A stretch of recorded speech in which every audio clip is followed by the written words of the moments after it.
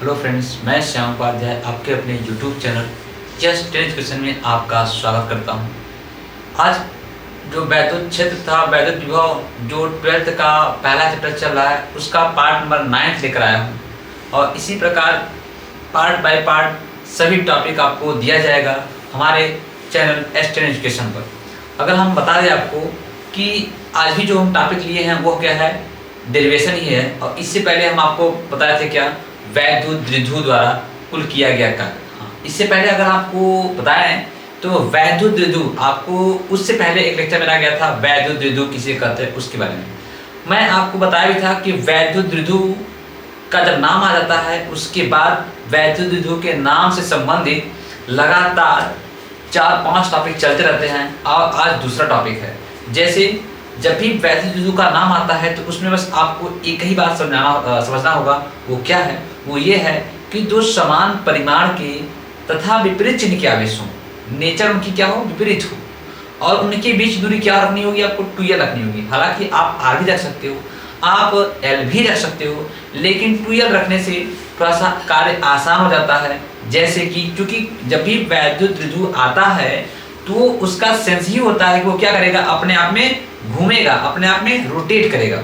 ये वैद्युत द्विध्रुव जहां भी आता है उसका सेंस ये होता है कि वैद्युत द्विध्रुव अगर आ गया तो उसको मुझे क्या करना होगा, घुमाना होगा। और घुमाने का सेंस ये है कि एक तरफ +q और दूसरी तरफ -q रखना होगा, अर्थात समान परिमाण के होंगे लेकिन चिन्ह क्या होगा, उसका विपरीत होगा। और आज का डेरिवेशन अगला आइए देखा जाए। तो आपको ये दिख रहा होगा, ये वैद्युत क्षेत्र में वैद्युत द्विध्रुव की स्थितिज ऊर्जा। इससे पहले हम लोग बात किए वैद्युत क्षेत्र में वैद्युत द्विध्रुव द्वारा कुल किया गया कार्य। और इसके आगे हमारा अगला टॉपिक है वैद्युत क्षेत्र में वैद्युत द्विध्रुव की स्थितिज ऊर्जा। ओके, चलिए। अगर किसी भी, आपको एक बात और भी गौर करना होगा, यदि किसी भी डेरिवेशन को आपको समझना है तो डेरिवेशन को लाने से पहले आपको ये पता होना चाहिए कि उसका डेरिवेशन, उसका जो है फॉर्मूला होता क्या है। एक्चुअल तो यही होता है। आप सोचोगे कि हम हल किए और थियरी लिखते गए और डेरिवेशन मेरा आ भी गया, तो आपके दिमाग में सर्वप्रथम यह पता होना चाहिए कि जो हमको लाना क्या है। अगर आपको ये पता हो मुझे लाना क्या है, तो आप ये बात तय है कि कार्य को करते हुए और वहां तक पहुंच जाओगे। यदि आपको अपनी मंजिल पता ना हो और फिर इस प्रकार अगर चलते रहोगे तो समुद्र में जिस प्रकार से एक नाव छोड़ दिया जाए उसको कोई किनारा नहीं मिलेगा, वैसे ही आप अगर डेरिवेशन करोगे आपको कोई भी किनारा नहीं मिलेगा। तो आपको ये बात गौर करना होगा कि जो हमको लाना है वो पहले आपके दिमाग में सेट होना चाहिए। मैं आपको बता रहा हूँ कि वैद्युत क्षेत्र में वैद्युत द्विध्रुव की स्थितिज ऊर्जा, ये मुझे डेरिवेशन करनी है, लेकिन मैं आपको बता दूं अब मुझे पता है कि मुझे लाना क्या है।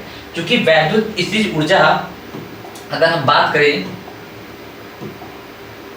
वैद्युत स्थितिज ऊर्जा U बराबर फॉर्मूला होता है -PE क्या होता है, cos थीटा। यही मुझे लाना, ये मुझे पहले से ही पता है। हालांकि मैं इसे अभी मिटा दे रहा हूँ, इसका डेरिवेशन करते हुए मैं यही चीज लाऊंगा, लेकिन आपको भी ये बात गौर करनी होगी कि डेरिवेशन में लाना क्या है उसको पहले से ही एक बार आपको पता होना चाहिए, तब कार्य को करना आसान होता है। ये आप समझ जाइएगा। चलिए, अगर हम बात करें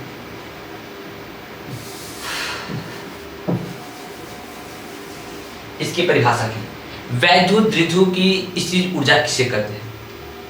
वैद्युत क्षेत्र में किसी शून्य अथवा किसी शून्य स्थिति से किसी विशेष स्थिति तक वैद्युत द्विध्रुव को ले जाने में अथवा घुमाने में जो कार्य करना पड़ता है उसे वैद्युत द्विध्रुव की स्थितिज ऊर्जा कहते हैं। एक बार फिर से गौर करिएगा, शून्य स्थिति से किसी विशेष स्थिति तक वैद्युत द्विध्रुव को ले जाने में अथवा उसको घुमाने में जो कार्य करना पड़ता है उसे वैद्युत द्विध्रुव की स्थितिज ऊर्जा कहते हैं।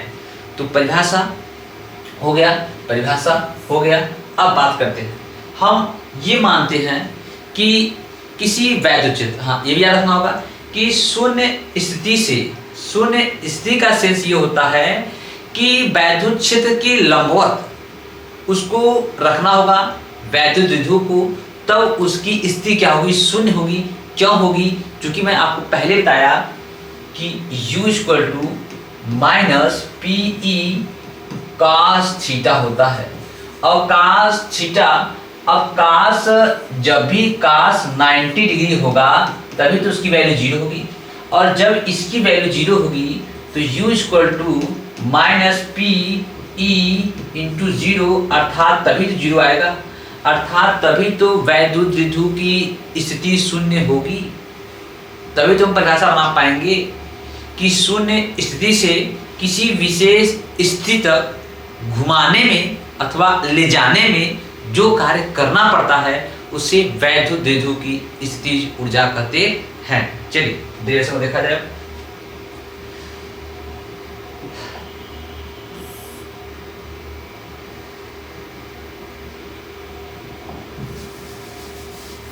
चलिए, तो अभी हम क्या मानते हैं, माना किसी वैद्युत क्षेत्र में, माना किसी वैद्युत क्षेत्र E में थीटा कोण पर वैद्युत द्विध्रुव का बल युग्म के आघूर्ण का मान, थीटा कोण पर बल युग्म का आघूर्ण, पहले हम आघूर्ण निकालेंगे, आघूर्ण के बाद क्या निकालेंगे, फिर कार्य निकालेंगे, और उसी कार्य को हम परिवर्तित कर देंगे वैद्युत द्विध्रुव की स्थितिज ऊर्जा में। तो आप अगर हम बात करें बल युग्म का आघूर्ण टाउ बराबर होता है पी ई साइन थीटा। इससे पहले इसका मैं डेरिवेशन करवा चुका हूँ, यदि न देखे हो तो इससे पहले मैं डिस्क्रिप्शन में वो सारे लिंक दे दिया हूँ, और उस लिंक पे जाइए, इससे पहले वाला वीडियो देखिए और उस पर क्लिक करिए। हालांकि इसमें भी, इस डिस्क्रिप्शन में भी मैं क्या करूँगा, लिंक को सेंड कर दूंगा इसके डेरिवेशन का। ओके, ठीक है, तो ये होता है। अब बल का आघूर्ण ये हुआ। अब यदि इसको किसी अल्पांश डी थीटा घुमाए तो कितना कार्य करना होगा उसको देखा जाए। यदि वैद्युत द्विध्रुव को अल्पांश कोण डी थीटा घुमाने में किया गया, क्या निकालेंगे भाई, कार्य निकालेंगे। जो कार्य होगा वो भी कार्य कैसा होगा, कार्य अल्पांश ही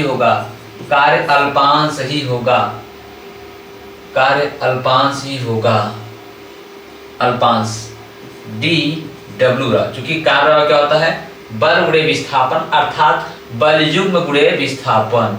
आप यहाँ बोलोगे बल युग्म गुणे क्या होगा, विस्थापन, बल युग्म गुणे विस्थापन होगा। तो इसको मैं बोलूंगा डी डब्ल्यू इक्वल टू बल युग्म क्या है, टाउ, और विस्थापन कितना होगा, अल्पांश विस्थापन डी थीटा घुमाया गया, विस्थापन होगा डी थीटा। इस आधार पर हम ये भी कह सकते हैं कि D W equal to tau की वैल्यू क्या है, टाउ की वैल्यू है आपका P E sine theta D theta. ये हुआ।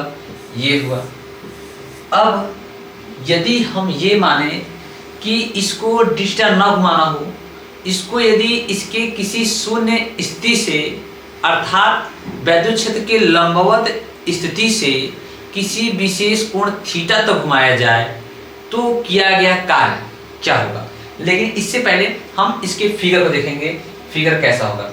कोई वैद्युत क्षेत्र किसी वैद्युत क्षेत्र ई में, ये आपका वैद्युत क्षेत्र ई में, ये हमारा पहले तो ये क्या था, बल युग्म था, ये बल युग्म था, इधर माइनस क्यू आवेश था, इधर प्लस क्यू आवेश था, और ये सेंटर था, 20×12 था, ठीक है। लेकिन ये हम इसको कहाँ से कहाँ, ये है वैद्युत क्षेत्र ई, वैद्युत क्षेत्र क्या था, ई था। इसको यदि वैद्युत द्विध्रुव की स्थिर ऊर्जा तब कहलाती है जब उसको हम शून्य स्थिति से, और शून्य स्थिति का सेंस यह होता है कि इसको वैद्युत क्षेत्र के लंबवत हो और उस लंबवत से किसी थीटा कोण तक घुमाएं। अभी हमारा ये लंबवत नहीं है, मैं इसको लंबवत कर देता हूँ। देखिए लंबवत कैसे होगा,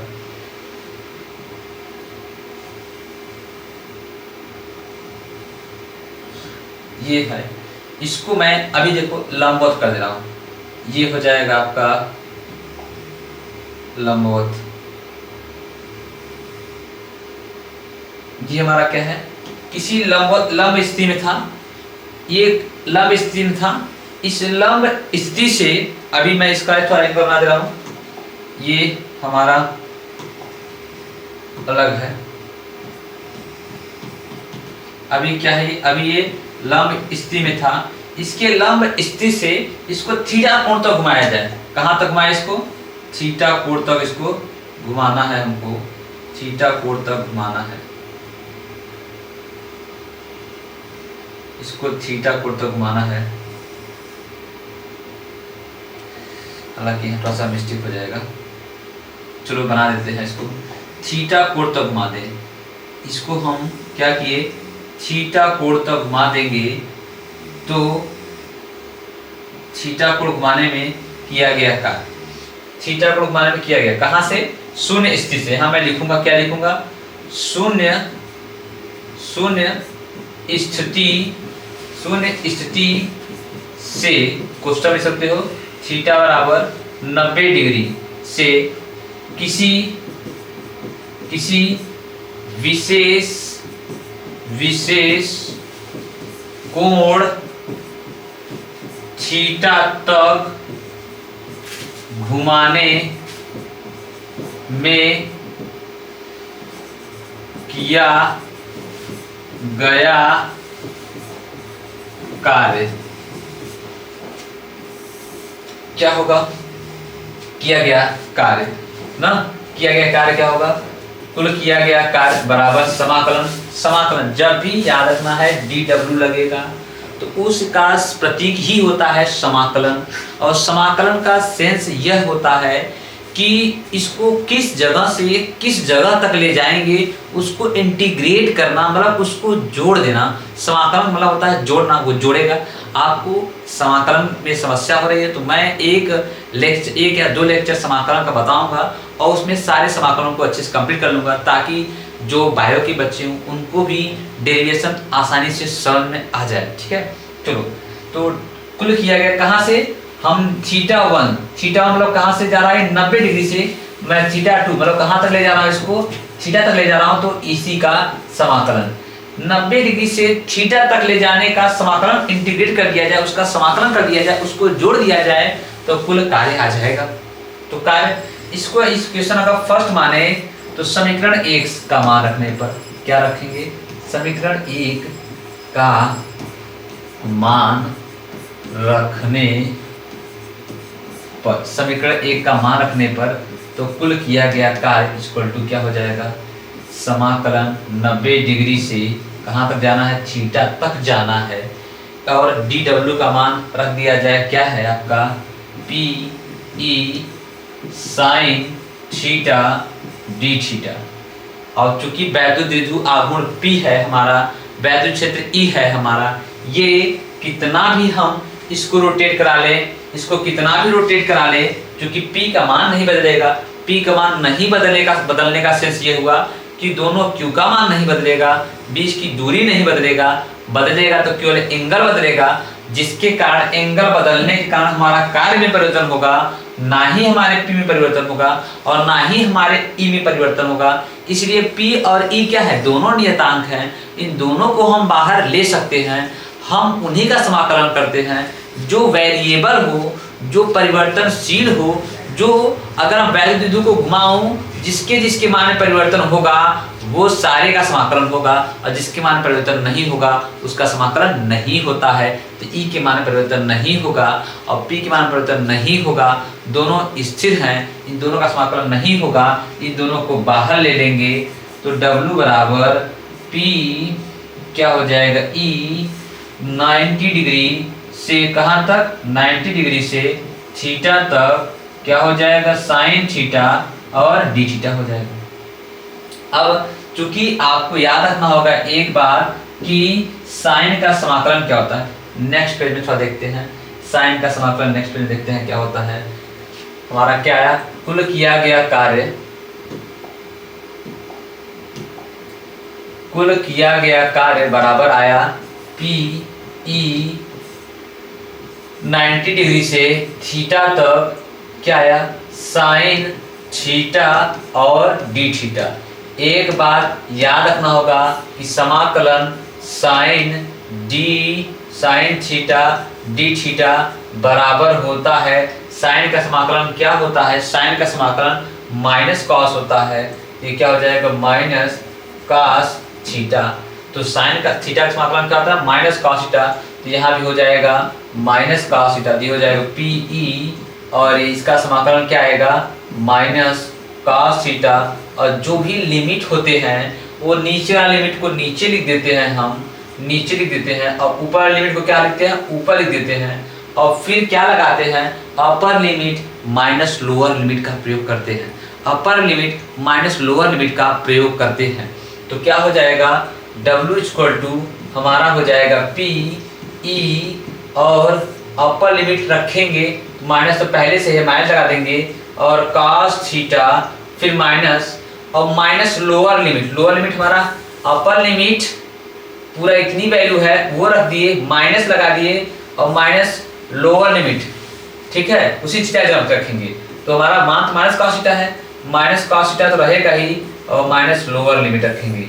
फार्मूला फिर से देख लीजिए क्या होता है, लिमिट कैसे रखते हैं, पहले या अपर लिमिट रखते हैं, अपर लिमिट रखते हैं, फिर क्या करते हैं, माइनस लोअर लिमिट रखते हैं, लोअर लिमिट रखते हैं। कहाँ रखते हैं भाई, लोअर लिमिट उस जो भी वैल्यू हमारी यक्स रहती है उसी यक्स में एक बार ऊपर वाला मान रखते हैं, और उसी यक्स में एक बार ऊपर वाला मान रखेंगे तो हो जाएगा थीटा 2, माइनस एक बार नीचे वाला मान रखेंगे तो हो जाएगा थीटा 1। ये होता है formula, upper limit minus lower limit. लिमिटों को ऐसे रखा जाता है, आपको ये भी याद रखना होगा। तो वही मैंने रखा है, अपर लिमिट माइनस cos थीटा जगह पे माइनस लोअर लिमिट इस थीटा की जगह पर रखना है आपको, और माइनस cos थीटा पहले से था ही तो पहले से रहेगा ही। क्योंकि आप जानते हो कि cos 90 का मान होता है कितना, cos 90 का मान होता है 0, E हो जाएगा आपका 0। तो W इक्वल टू PE क्या हो जाएगा, माइनस cos थीटा हो जाएगा, और ये हो गया पूरा 0, उसको छोड़ दिए, उसको छोड़ दिए, तो आ गया माइनस PE cos थीटा। ये होता है हमारा किया गया कार्य का फार्मूला, ये होता है कार्य का फार्मूला, किया गया कार्य, और यही कहलाता है क्या, स्थितिज ऊर्जा। इसको मैं क्या बोलूँगा, यही होगा हमारा स्थितिज ऊर्जा। चलिए अच्छी बात है। अब इसके कुछ विशेष स्थिति हैं, हम उनको भी समझते हैं। क्या होगा, विशेष स्थिति, विशेष स्थिति। विशेष स्थिति में पहला पॉइंट जोड़ देना होगा। क्या होगा पहला पॉइंट, पहला पॉइंट यह जोड़ देना होगा, जब पहला पॉइंट क्या है, जब वैद्युत द्विध्रुव कैसे हो, वैद्युत क्षेत्र के समांतर हो। अर्थात आप ऐसे कह सकते हो कि जब वैद्युत द्विध्रुव, ये हमारा कोई वैद्युत क्षेत्र E है, उस वैद्युत क्षेत्र के क्या हो, समांतर हो। इस वैद्युत क्षेत्र के समांतर यहाँ पे माइनस Q हो, यहाँ पे प्लस Q हो, बीच दूरी 2L हो। ये वैद्युत क्षेत्र के जब समांतर होगा तो उस स्थिति में स्थितिज ऊर्जा क्या होगी, उसको देखिए।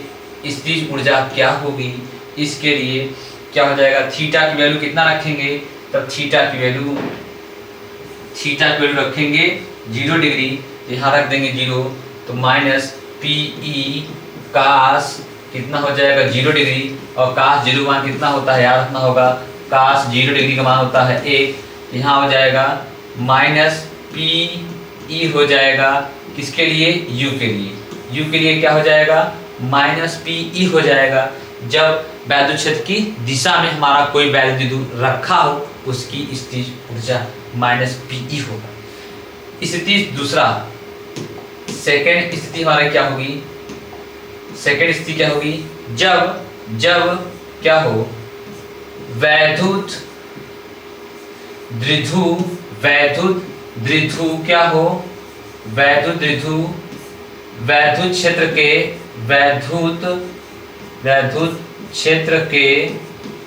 के विपरीत दिशा में हो, कैसे हो,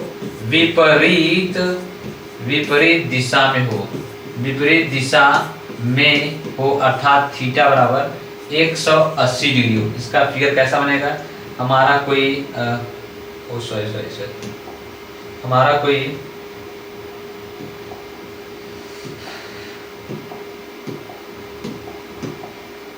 हमारा कोई वैद्युत क्षेत्र E है, इस प्रकार से वैद्युत क्षेत्र E है, और उसके जस्ट ये कैसे रखा हो, अपोजिट, इसके अपोजिट रखा हो। अब हमारा जो वैद्युत द्विध्रुव है प्लस वाला सिरा इधर हो और माइनस वाला सिरा इधर हो, विषुवत दूरी 2l हो, क्योंकि वैद्युत क्षेत्र हमारा E है, ऐसे रखा हो तो स्थितिज ऊर्जा U बराबर क्या हो जाएगा, माइनस पीई क्या हो जाएगा, कास 180 डिग्री, और कास 180 का मान याद रखना होगा कि कास 180 का मान होता है -1, क्योंकि यहाँ -1 रख देंगे, U बराबर क्या हो जाएगा माइनस पीई और -1, तो क्या हो जाएगा भाई माइनस माइनस प्लस, तो पीई हो जाएगा। हमारी स्थिति ऊर्जा U बराबर क्या होगी भाई पीई, ये हमारी क्या होगी, ये हमारी स्थितिज ऊर्जा होगी, U बराबर पीई होगा कब, जब वैद्युत क्षेत्र के विपरीत दिशा में रखा हो। तीसरा कंडीशन हम देख लेते हैं, तीसरा कंडीशन कब देखेंगे, जब तीसरा कंडीशन हमारा कहता है जब वैद्युत क्षेत्र के लंबवत रखा हो, थीटा बराबर क्या हो 90 डिग्री हो, और कैसे रखा हो लंबवत हो, अर्थात ये हमारा वैद्युत क्षेत्र गया है, और हमारा जो है वैद्युत विद्युत जो है इस प्रकार से रखा हो, यहाँ पे -q हो, यहाँ पे +q हो, विषुवत दूरी 2l हो, अगर लंबवत रखा है तो स्थितिज ऊर्जा U बराबर माइनस पीई कास 90 डिग्री, और कास 90 का मान कितना होता है 0, वैल्यू क्या हो जाएगी हमारी 0 हो जाएगी। इस प्रकार से इसके 3 स्थिति होंगे, और तीनों स्थिति आप आसानी से समझ गए होंगे। यदि आपको यह वीडियो अच्छा लगे तो लाइक करिए, कमेंट करिए, और दोस्तों में शेयर भी करिए। ये वादा करता हूँ कि आपको 12th के सभी part math, physics, chemistry, biology के दिए जाएंगे, 11th के 9, 12 सभी। Thank you watching for this video.